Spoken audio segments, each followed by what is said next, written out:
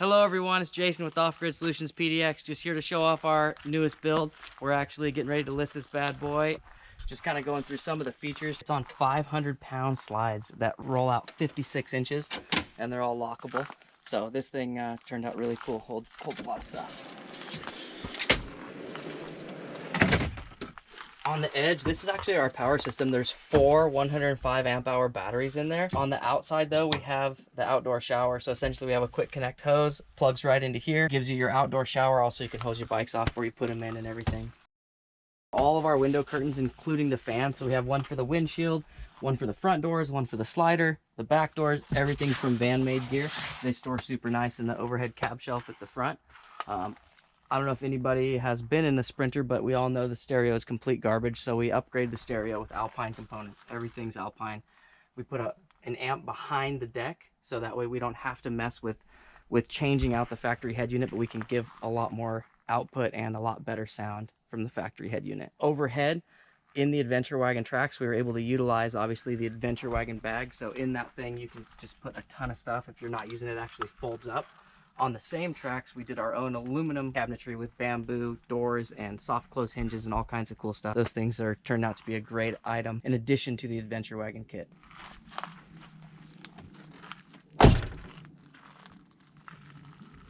So on this van, it was already ready to go with BF Goodrich KO2s on some Black Rhino wheels.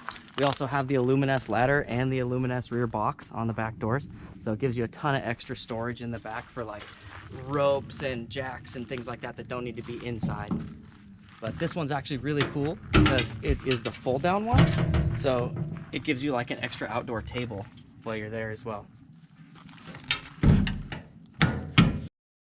So also on the back though with the carrier is the rear ladder. So these 3 steps kind of get you past the tire. You can roll up that way or you can come up using our ladder. So we built this one in-house. We built the ladder, the running boards, and the roof rack, as well as the light mount and a few other things up front. So this thing is kind of like meant to be there. You can see it gives you some spots to grab on. It actually is not too bad to get on top of the roof. Up here we finished the front and the little portion in the back with a Shoyu Shugibon. It's actually charred cypress from Japan. It's meant to be outside for 80 years. Up here we also have a 400 watt Solaria solar panel that we've integrated into the roof rack. We actually sunk it flat on top of it, fitting really nice and giving you a full deck up here. We made it walkable. So there's nobody else that's sinking the panels into the rack and making a panel this size walkable. We've had 4 people up here. With 2 people on it, it was actually still generating 300 watts. So the Solaria panel, just awesome. In the roof rack, we actually integrated plates to hold the Fiamma awning. So this one's an F45. We're gonna go ahead and fold it up real quick.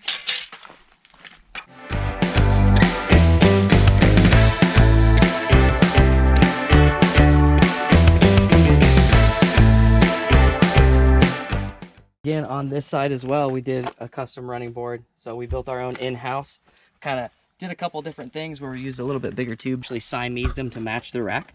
So you can't really tell, but the rack is actually 2 different size tubes. So if you look really close, you'll see there's a 1.5 and a 1.25 that we kind of Siamese to make it. So as you come in, we have a Lagoon table that we've actually made usable on the Galley as well as our little commode box. What's really cool about this one too is you can just drop it all the way down and use it as an outdoor table for cooking. So while you're sitting here, have a nice little spot to put something and whatnot. That thing works in so many different places. It's really cool. Up front, this van has the power adjustable seats as well as factory heated seats and factory swivels. So if you are tall, it is really nice because we don't have to raise the seat base any to put a swivel on it. We just actually bought it that way. So it comes factory. Overhead, this is a fully aluminum cab shelf that we've got that holds all of our pretty much soft goods. In this case, we use all of the van made gear. Window covers go in there. So that's kind of what we've got up front. Again, added to the stereo, didn't replace it. We used an amplifier, an Alpine amplifier, as well as we have an Alpine sub under there. We replaced the door speakers, the tweeters, everything. So, but kept it factory at the same time. So in this little box, we call it our Kabode cabinet. We have it kind of like a dirty storage down below for shoes or anything like that that we've built into the stepwell.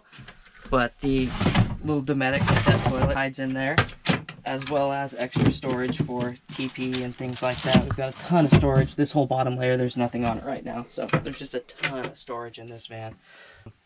For the bed, we used an Adventure Wagon Moab bed. Of course, again, we used the Adventure Wagon track kit. We just powder coated them black. So this bed can go all the way up or all the way down wherever you need it. We have it set right now for bikes, so it's a little on the high side, but that's again what this bench doubles for, is you can use it to get on the bed. So these are our overhead aluminum cabinets. We built them to match the mule bag perfectly. So if you slid these two things together, they have the exact same profile.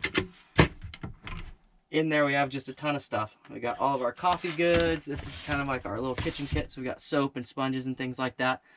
Obviously some dry storage food as well. So that works really well for to have something that you can wipe off where you're cooking if you were cooking right here. So we have the outlet right there. In fact, the induction hides in here. We got some canned foods. We got all of our pots and pans that we keep hides in there, but you can also use it out here on the table, so you can cook outside, which makes it pretty nice. You don't have to cook inside. We have our control center. Essentially, if at any time you want 110 power, we can just turn it on. So all these outlets are now live. We can plug in any household appliance that we want. On this panel here, this is our Rixon heater. So what we have here is we can make hot water via the engine coolant. It's actually linked to the same set. Or if we are parked at a campground, it'll actually make hot water and hot air via electricity. And if we are way off grid, we can use the diesel furnace, which we have underneath, to make hot water and air as well. Hit this button, it'll just continue to pump that water and make hot water. So it's pretty nice. Max Air fan is remote control. In fact, it's super warm in here, so we're gonna go ahead and turn that on.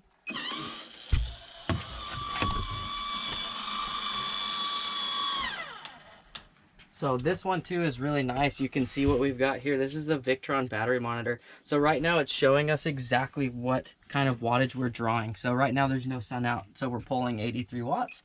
As I turn the fan up, you can see the wattage goes up. It's in real time, so I can see in real time what this van's pulling or charging, no matter what's on. We turn the inverter off, it drops another 30-40 watts, just because that's what it takes to keep the inverter on. So everything we can monitor. All of our controls are all dimmable. Everything is on this. The water pump is on it, everything. So for example, that's our galley. We can dim the galley lights. Here's our ceiling. We can dim the ceiling lights. Cab shelf, that light's dimmable too. So every single light, including all the outside lights, are dimmable off of this and off of one extra screen that we've put in the front. So that way the driver can access the light bars when we're going down the road. So also when you're in the bed, all of these things can be controlled from your phone via Bluetooth. So in our galley, we chose to go with a little bit smaller of an option. So we use solid surfacing. It's a Corian, as well as like a super deep sink. We have, you know, plenty of room to get some stuff done for being in a van. You can also store things in here while you're driving down the road, which is pretty nice with that on top. Of course, we have a nice little sprayer, a little magnetic sprayer. So in the galley, we've actually got the fridge.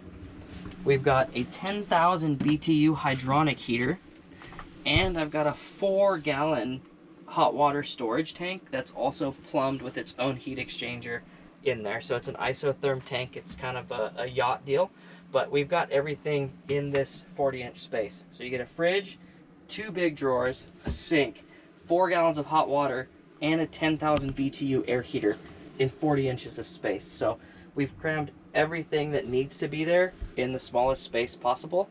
And you can't really tell, but if you look behind it, there's no piping going to this. So all of the piping is ran through the wall to save as much space as possible, as well as all the water and everything that comes through this ends up in our gray water tank down below that's hooked to motorized ball valves from the dash. So you can actually dump the gray water whenever you want from the dash without having to get underneath the van and deal with anything down there. You see, we have kind of the basic kitchen kit, but still a ton of space because of how deep they are. So we tried to literally keep nothing on this side except for the fridge and 2 drawers.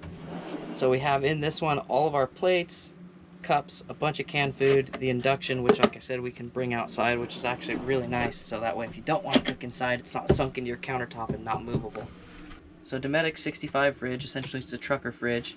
This one's actually got the fridge freezer, so we got ice cubes and some popsicles and things in there right now, but it actually holds more than it looks. It holds quite a bit, so it works out really well.